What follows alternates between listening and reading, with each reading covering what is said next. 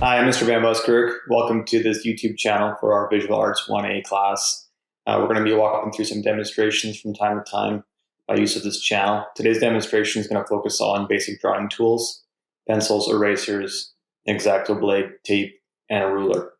Okay, let's take a look at some of these basic art materials that we're going to be using, some of the basic art supplies throughout the semester and throughout the year. Let's start with some pencils, our drawing pencils. Drawing pencils come in a range of hardness and softness. They're a little different than your normal number 2 pencil.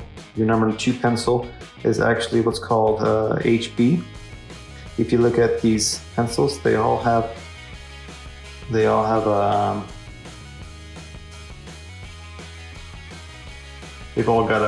a number and letter on it. Okay, because there's a scale from light to dark. HB is the same as your number 2 pencil. In fact, most of your number 2 pencils will say HB on it as well. But that's right in the middle of our range of pencils, from light to dark. Okay, so it can only go so light and so dark. The way drawing pencils are different is that you'll see them say things like, this one says 4B on it. So 4B, the B stands for black. The B's get softer as the number gets bigger. So 4B is, there's another 4B, okay, is softer and darker than this one, which is a 2B. Okay, so those go like that. And this one's an 8B. As they get softer, they get darker. These ones are the other side of it is H. That one says 2H on it. So it goes like, there would be an H in between these two, 2H, 3H, 4H. We're gonna use some different erasers. Most people are familiar with an eraser like this pink pearl eraser. This is your standard eraser that most people have or have used before. You know, they're great for kind of general erasing, but a lot of times they smear stuff around. And if depending on your paper you're using, sometimes they will leave a big pink mess. So I don't really use those very often. I only use them if I can't find something better. Here's a couple of things that are better. This is what's called a kneaded eraser. It's basically a piece of rubber with some crazy coating inside. I really don't even know, honestly. It comes from the Renaissance, though. The Renaissance, when people like Michelangelo and Leonardo da Vinci were artists, they would use pieces of fresh bread dough. That's where the term kneaded comes from, because you can stretch it and fold it back on itself. You get it warmed up, you can kind of like shape it to any shape you want to. Another really cool eraser is this little white, it's called like a plastic eraser.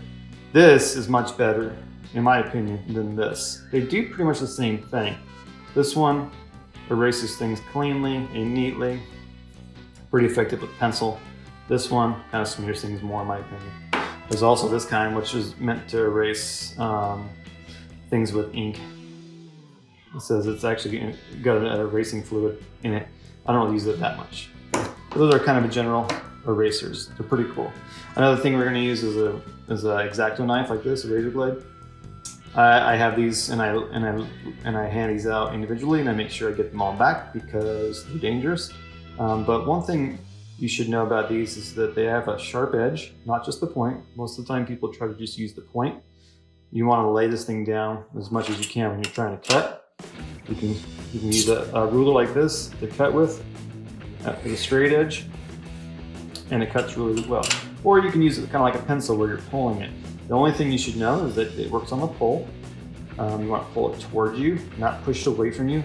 And when you're using it, never have your hands in the path of the blade, because when they slip, it really hurts. And it'll cut you up pretty good.